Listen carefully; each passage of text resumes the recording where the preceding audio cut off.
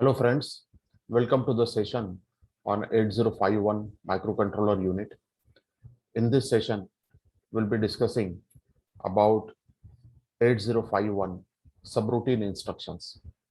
In this session, we will see what we mean by subroutine and what are the different subroutine instructions available for the microcontroller unit 8051 along with some suitable example. Friends, as you know that you are viewing this session on my YouTube channel, and do subscribe to the channel to see many other videos on the various educational topics of electronics and computer science. So let us start the session with the question what we mean by subroutine instructions. We know that any instruction is a kind of a binary pattern, and this binary pattern is being designed so that whenever we feed this instruction to the microcontroller unit, then it will perform a specific function. We know that the microcontroller instructions are being classified into different categories such as data transfer, arithmetic, logical, branching, subroutine, and bit manipulation. As far as this session is concerned, we are going to discuss about the subroutine instructions that are available for the microcontroller unit 8051. Now, whenever we go for the program design for any given problem, then the good program design is always based on the concept of modularity. That it is always better that whenever you have been given a problem, then you need to divide the problem into smaller steps. And such partitioning of the large program can be achieved by using the subroutines. So a subroutine, you can say, is a sequence of instructions, and these instructions are stored in a memory location at a specified address. And normally we write a subroutine whenever we want to perform the same task again and again within a program. So subroutines need to be handled carefully.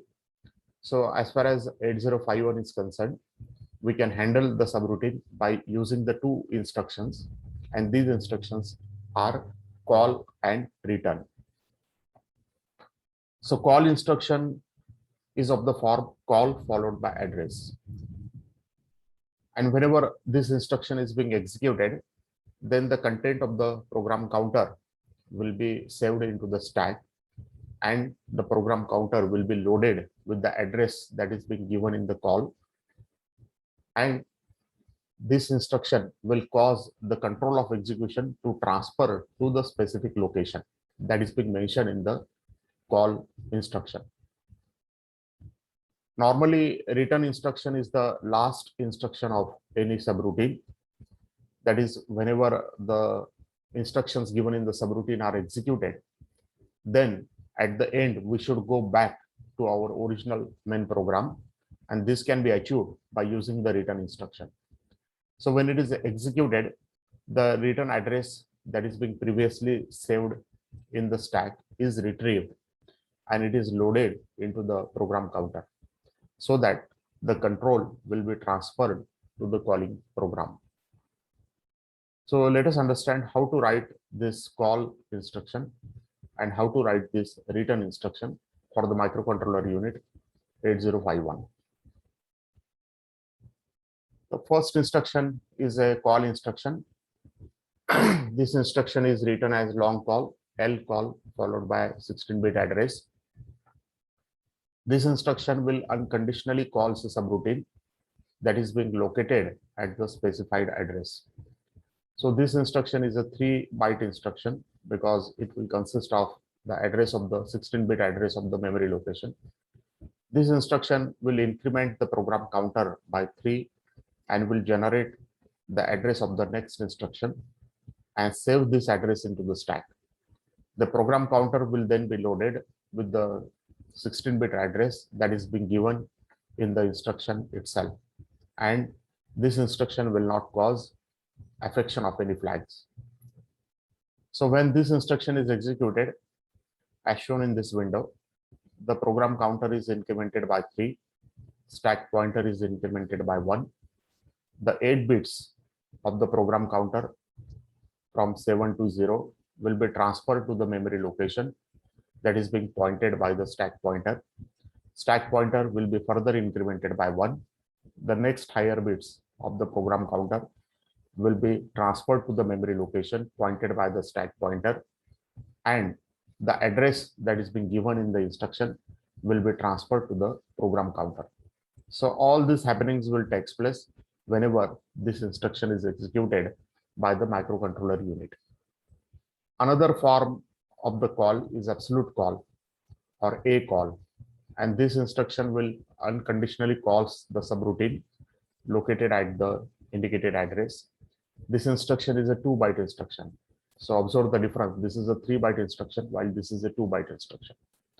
This instruction will increment the program counter by 2, will generate the address of the next instruction, and will save this address into the stack. And the program counter 11 bits from 0 to 10 will be loaded with the 11-bit address of the A call instruction, and the flags are not affected. So whenever this instruction is executed, then the program counter is incremented by 2, stack pointer is incremented by 1. The 8 bits of the program counter from 0 to 7 will be transferred to the memory location pointed by the stack pointer.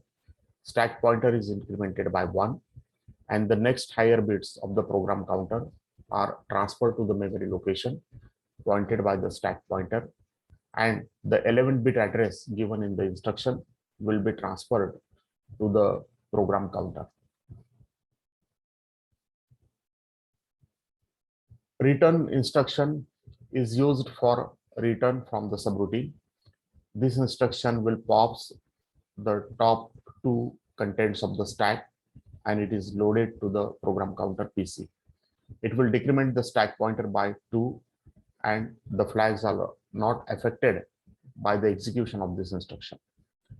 That is, whenever this instruction is executed by the microcontroller unit, then the content of the stack pointer, the content of the memory location pointed by the stack pointer will be transferred to the program counter. The content of the stack pointer will be decremented by 1. The content of the memory location pointed by the stack pointer will be transferred to the lower bits of the program counter, and the content of the stack pointer will be decremented by 1. So return instruction is useful whenever we want to come back or whenever we want to transfer our control from subroutine to the main program. Another form of the return is return from interrupts.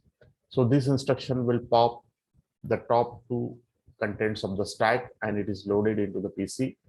It will decrement the stack pointer by 2, and the flags are not affected. It restores the interrupt logic at the same priority level to accept the request from the IO devices. So this instruction is useful whenever we have some kind of interrupt. So when this instruction is executed, then the content of memory location pointed by the stack pointer will be transferred to the program counter, higher bits. Content of stack pointer will be decremented by 1. Content of the memory location pointed by the stack pointer will be transferred to the lower bits of the program counter, and content of the stack pointer will be decremented by 1. So let us understand how we can make the use of subroutine. We will write a small delay program using a call.